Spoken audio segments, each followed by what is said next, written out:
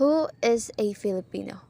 The Filipino character is basically formed from its Malay origin with a hint of Chinese, Arab, Spanish, and American.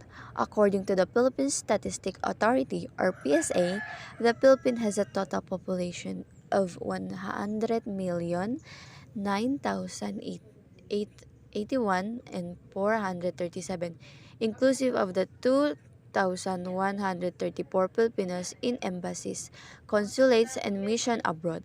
Based on the census of 2015, this make it difficult to precisely determine the characteristic of a Filipino based on the different foreign contributors.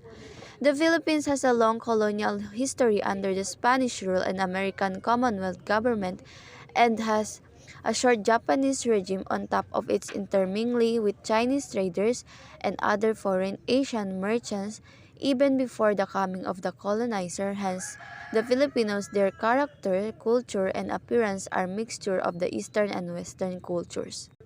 Filipinos and values traits. The Philippines is a rich island paradise famous for its impressive mountain views, beaches, and wealthy various culture, changing from province to province. While the Philippines may be well known for its stunning beauty, perhaps the Filipinos' unique traits, reputable values, and praiseworthy talents make the country a place to be.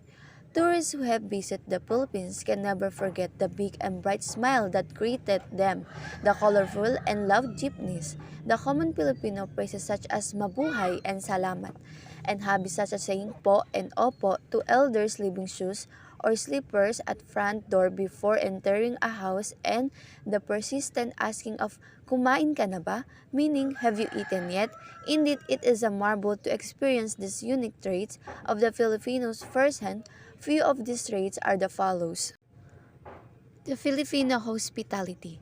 This is one of the most well-liked qualities of Filipinos. Foreigners who have gone to the Philippines find themselves falling in love with the warm hospitality they are manifest. It's a variety of value system which has existed for thousands of years. Here are some examples of the hospitality that Filipinos manifest not only to foreigners but also to their countrymen. As a Filipino, when a person visits a person's house, the host greets him or her with a very warm welcome. They let their visitors sit down and will prepare a meal or a snack plus drinks, will insist that the friend not leave the house with an empty stomach, and will always make sure you had a great time visiting them. Second, if they're going to spend the night, they will offer their guest room to visitors. Third, the meals offered to guests are very special. And respect for elders. This is often noticed by younger people and people of all ages.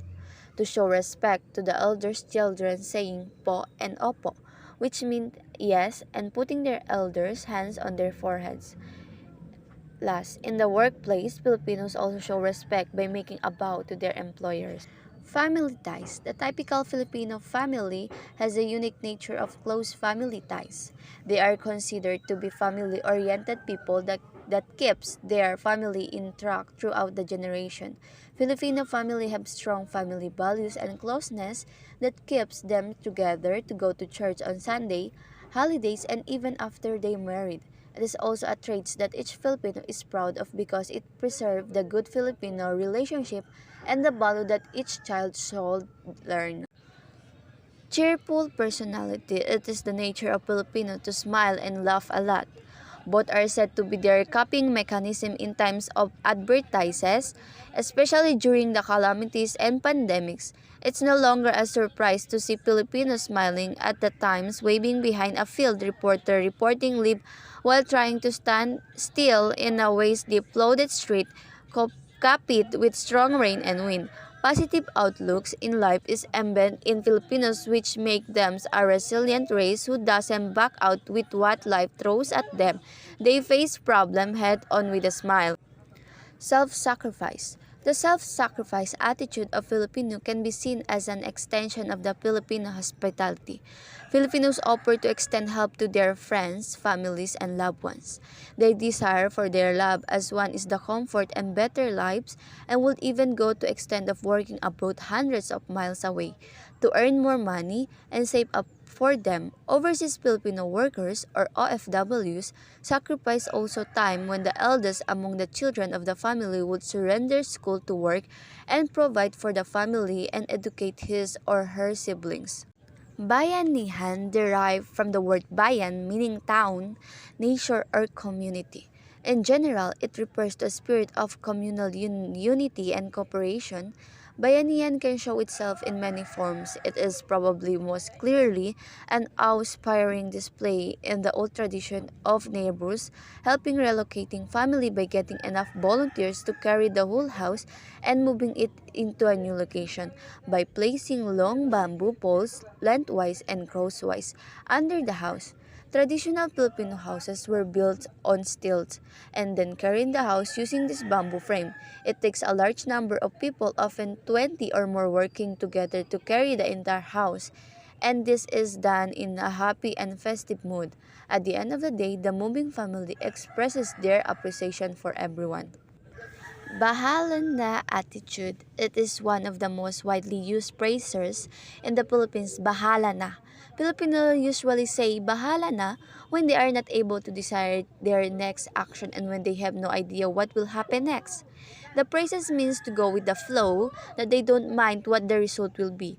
The expression of que sera sera, which means whatever will be, can be considered as closest in meaning based on its common uses stated above in Spanish. Crab mentality, it refers to the behavior of preventing someone from achieving something due to jealousy or envy. Someone with crab mentality will think, if I can't have it, then you can as well. Instead of praising or rendering assistance, someone with crab mentality will think, if I can have it, then you can as well, and will purposely try to bring his her victim down. And just like the crabs who would have escaped from the bucket if they only stop pulling each other down, nothing ever gets accomplished. Manyanya habit simply means putting off important tasks for later and hastily make it to the last minute.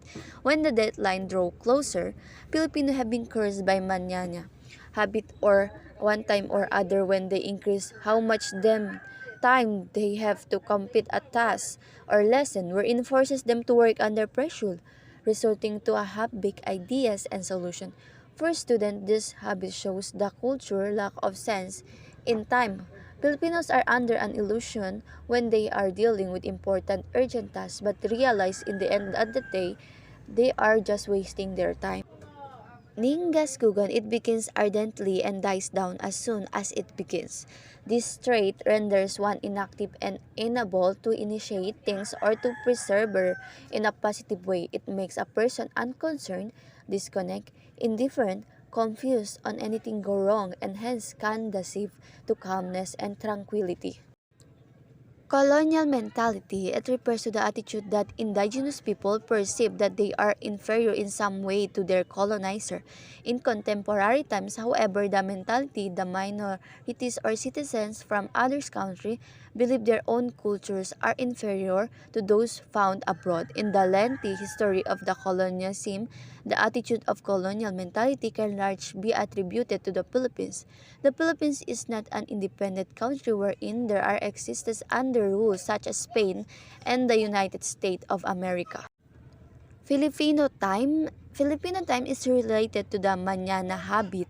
Filipino time known to be a minutes or hours behind the standard time. In other words, it refers to the Filipinos' own unique brand of time, which is, as a Filipino, we are tend not to observe punctuality at all.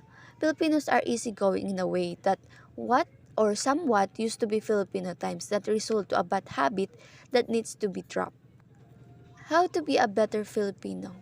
The Philippines face many issues like the pork barrel scam, poverty, and Chinese bullying. The urge to yell profanity at the president is hard to resist.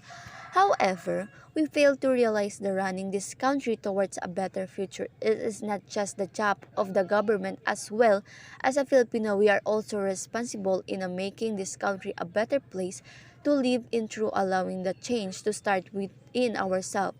These are the following tips to become a better Filipino. First, teach yourself and everyone you know about the art of discipline.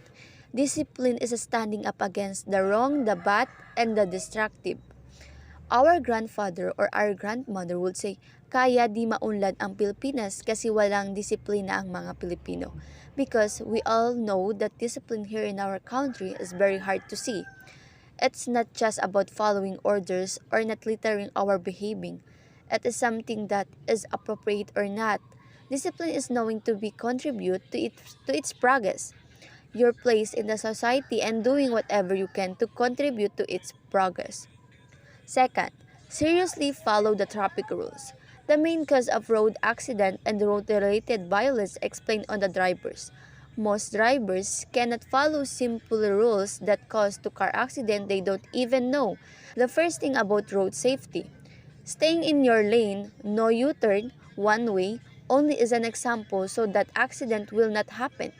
A driver should know the responsibility behind them will because every time you drive, there are always lives at stakes. As a driver, if you cannot recognize the amount of responsibility you have, you should not drive to avoid road-related violence and road accidents.